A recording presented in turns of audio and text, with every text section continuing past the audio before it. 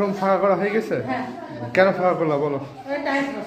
Tiles বসানো হবে আমাদের না, এই যে নিচে এগুলো সব ঠিকঠাক করা হবে নানির রুমে। জানলা খুলে দাও।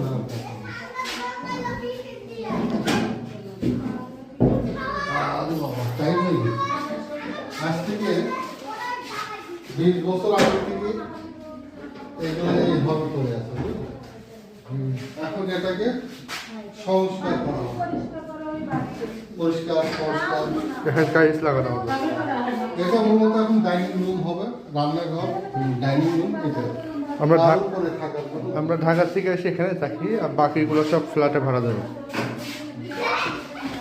এখানে কলের লাইন, তারপরে হচ্ছে ইয়ের লাইন, সব লাইন আছে, ওই যে গ্যাসের লাইন। এটা একটা রান্নাঘর প্লাস ডাইনিং, ঠিক আছে। আর আমাদের থাকা সব উপরে, এখানে নাই। তারপরে এটাও আমরা টাইলস দিয়ে দিয়েছি।